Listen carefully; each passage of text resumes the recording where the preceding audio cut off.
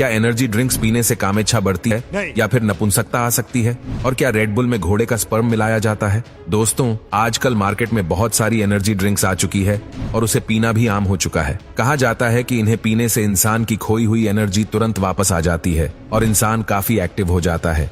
इन्हीं ड्रिंक्स में से एक ड्रिंक्स है रेड बुल। लेकिन क्या आप जानते हैं कि इस रेड बुल को कैसे तैयार किया जाता है? इसे पीने से हमारे शरीर पे क्या असर पड़ता है? क्या सच में रेड बुल में इस घोड़े का स्पर्म मिलाया जाता है? अगर हाँ, तो कितने क्वांटिटी में मिलाया जाता है? या फिर रेड बुल का इतिहास क्या है? दोस्तों, आज के इस वीडियो में हम आपको रेड बुल के बारे में हर एक बात बताने जा रहे हैं।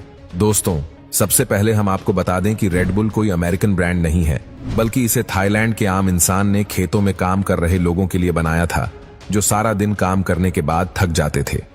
थाईलैंड के लोग इस ड्रिंक का बहुत ज्यादा इस्तेमाल करने लगे थे, लेकिन जब 1986 में ऑस्ट्रिया का एक वैज्ञानिक काम के सिलसिले में थाईलैंड गया, काम करते करते वैज्ञानिक के सर में दर्द होने लगा, लेकिन उस दौरान उसे कोई दवा नहीं मिली। तभी एक शख्स वैज्ञानिक के पास आता है और उससे कहता है कि ये रेड बुल नाम की दवा पियो, इससे तुम्हारा सर दर्द भी ठीक हो जाएगा और तुम्हें एनर्जी भी मिलेगी। वैज्ञानिक ने बिल्कुल वैसे ही किया जैसा कि उसे कहा गया था और जल्द ही उसका सर दर्द बिल्कुल ठीक हो गया। वैज्ञानिक इस ड्रिंक का दीवाना हो गया और इसे बनाने वाले शख्स के पास पहुंच गया।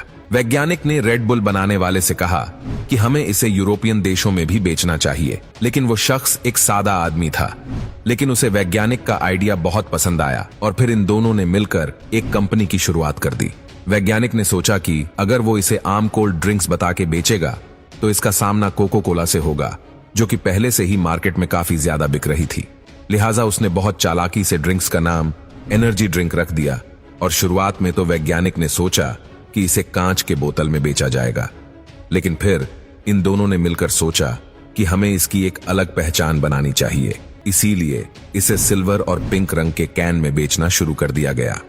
देखते ही देखते ये ड्रिंक यूरोप के कई सारे देशों में फैलने लगी, लेकिन इसे सबसे बड़ी कामयाबी तब मिली जब इसे अमेरिका में लॉन्च किया गया।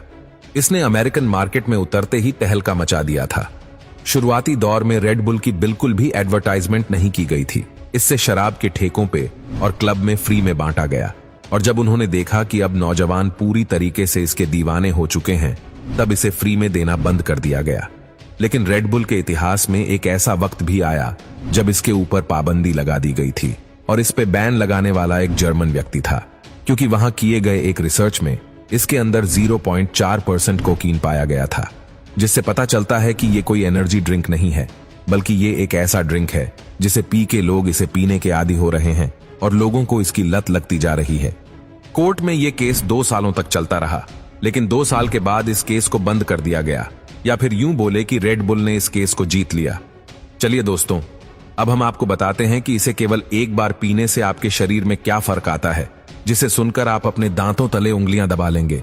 एक रिसर्च का कहना है कि इसे पीते ही शरीर का ब्लड प्रेशर बहुत हाई हो जाता है, जिससे हार्ट अटैक होने का खतरा बहुत ज्यादा बढ़ जाता है।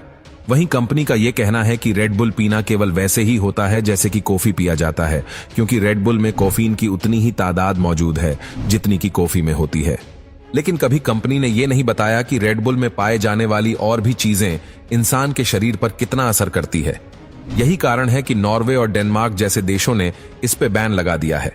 वहीं कुवैत में इसे 16 साल से कम उम्र के बच्चे नहीं पी सकते। दोस्तों, आपको जानकर हैरानी होगी कि साल 2020 में इस दुनिया में जितने भी लोग हैं, उतने ही क्वांटिटी के रेड बुल के कैन बेचे गए थे। जी हां दोस्तों, तभी तो रेड बुल आज दुनिया के सबसे अमीर कंपनियों में से एक है। आप इनके प्रॉफिट का अंदाजा ऐसे लगा सकते हैं कि एक रेड बुल की कीमत केवल 7 रुपए होती है, जबकि इसे 120 रुपए में बेचा जाता है। चलिए, अब हम आपको बताते हैं कि रेड बुल कैसे बनाया जाता है।